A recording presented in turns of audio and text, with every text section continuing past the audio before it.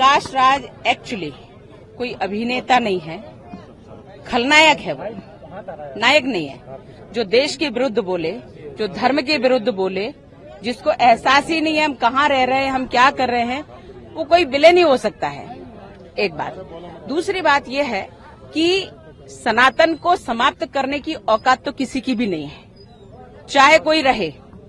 किसी ने कहा HIV है, एड्स है सनातन, किसी ने कहा मलेरिया है, किसी ने कहा डेंगू है, किसी ने कहा कुष्ठ रोग है।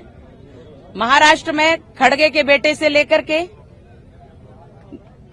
तमिलनाडु के जिन नेताओं ने भी सनातन के विरुद्ध बोला है, सनातन धर्म के विरुद्ध बोला है, मैं कहती हूँ हे भगवान, हे प्रभु, सनातन धर्म ही धर्म है, बाकी तो मत और पंथ हैं। इसलिए मैं कहती हूँ कि जिसने सनातन धर्म को कुष्ठ रोगी बोला है वो कुष्ठ रोग का सुख भोगे, जिसने सनातन धर्म को एड्स बोला है वो एड्स का सुख भोगे, जिसने सनातन धर्म को मलेरिया और डेंगू बोला है वो मलेरिया और डेंगू का कष्ट, वो सुख भोगे, कष्ट नहीं सुख भोगे उसका, क्योंकि उन्हें बहुत अच्छा लगता है ये। और जिसने कुष्ठ रोग कहा वो कुष्ठ रोग का सुख भोगे। प्रभु उनको भरपूर देना जिससे उन्हें पूर्ण आनंद मिले इसका। और धर्म का कभी कुछ नहीं बिगड़ता कि वह सत्य और सद्मार्ग पर मनुष्यों को चलाता है, पृथ्वी का कल्याण करता है, हर मानव जाति का कल्याण करता है, वसुदैव कुटुंबकम की भावना रखता है। सर्वे भवन्तु सुखिनः, सर्वे सन्तु निरामया, सर्वे भद्राणि पश्यन्तु, मां कश्चित् दुःख भाग् भवेत्। ये भावना धर्म की होती है जो हमारी है, ये संस्कृति धर्म की होती है जो हमारी है, और इसको समाप्त करने की औकात किसी की नहीं है। खत्म हो जाएंगे ये लोग, लेकिन धर्म सदैव रहेगा, धर्म की सदैव विजय होती है। मैंने कहा कोई औकात नहीं है। कर्म आशीर्वाद यात्रा निकल रही है, इस तरीके की जो रथों पर सवार होकर असुर निकलते थे, रावण निकलते थे, तो कहीं न कहीं जन आशीर्वाद यात्रा और जन आशीर्वाद रथों की जो तुलना है वो कांग्रेस सरकार ने 15 महीने की सरकार ने, कमलनाथ सरकार ने इनको संस्कृति मंत्री बनाया था। ध्यान है आपको? ये व्यक्ति थोड़ा थोड़ा उदाहरण देना सीख गया है, लेकिन रथ पे अगर हम विजय यात्रा निकाल रहे हैं, जन आशीर्वाद यात्रा निकाल रहे हैं, इनको ये उपमा देने की आवश्यकता नहीं है, क्योंकि तुम अभी पैदा हुए हो, बोलना सीख रहे हो। धर्म का विरुद्ध करने वाले, भगवा को आतंकवाद कहने वाले, हिंदू को आतंकवाद कहने वाले ऐसी ही भाषा का उपयोग करेंगे, क्योंकि उनके संस्कार ही नहीं है कुछ, उन्हें अच्छी भावना, कुछ अच्छे विचार, कुछ अच्छा बोलना कुछ आता ही नहीं है।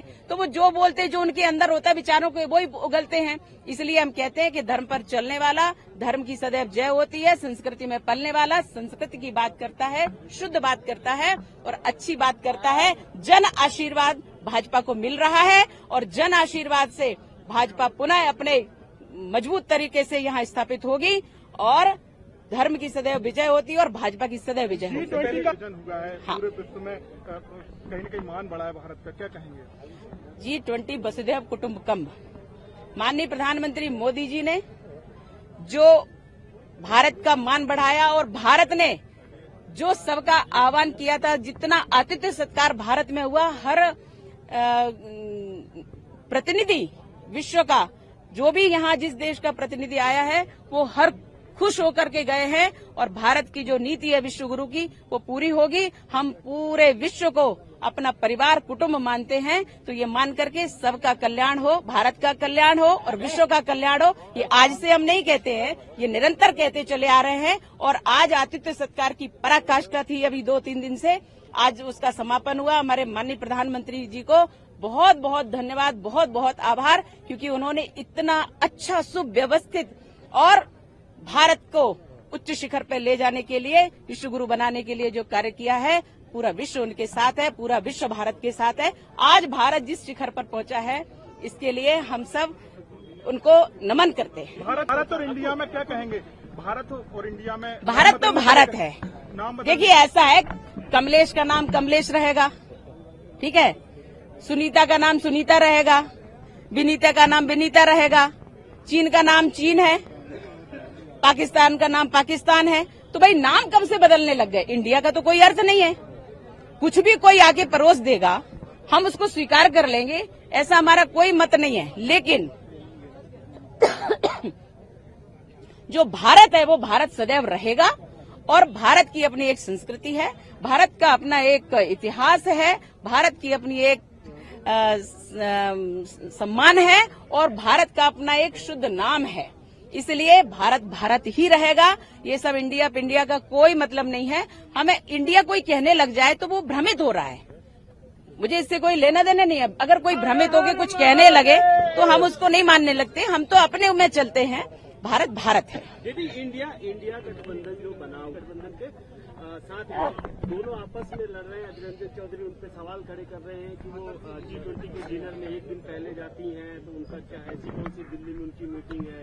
मतलब दोनों देखो ऐसा है, ये वो गठबंधन है, ठगबंधन है कि जो जनता को ठगने के लिए ऐसे समय पे आते हैं।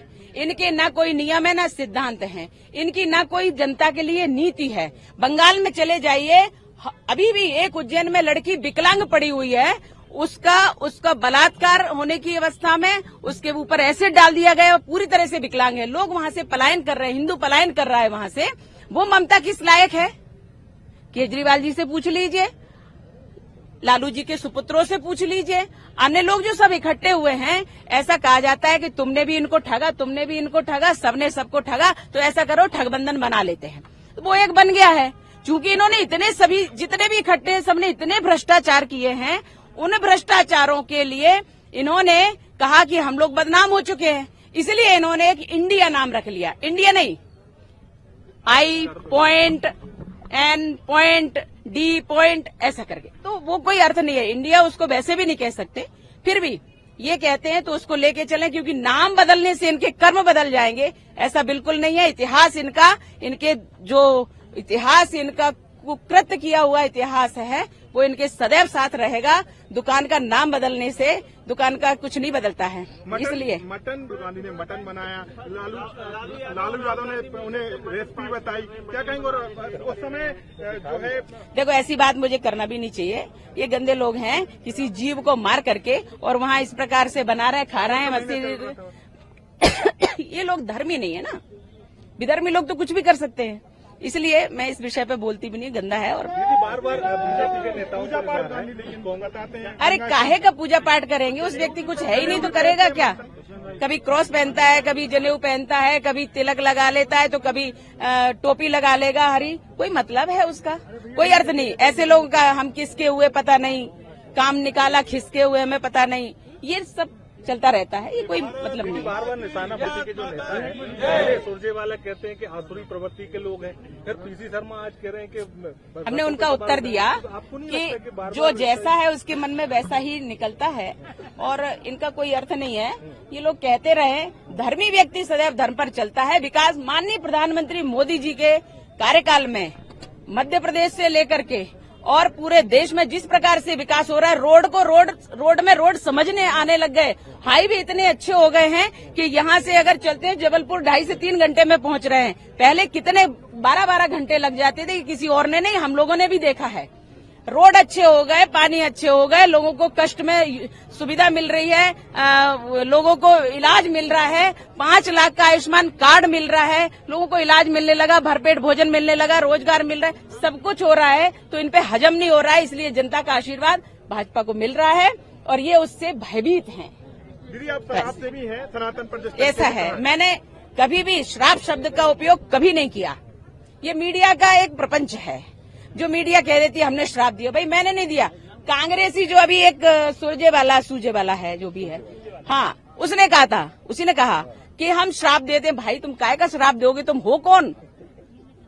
किस बात के लिए तुम इतने बड़े तोपचंद हो गए कि साहब श्राप देने लग गए? और मैं सन्यासी होने के बाद मैंने कभी नहीं कहा मैंने श्राप दिया, कभी भी। आप किसी भी मीडिया में उठा करके देख लो।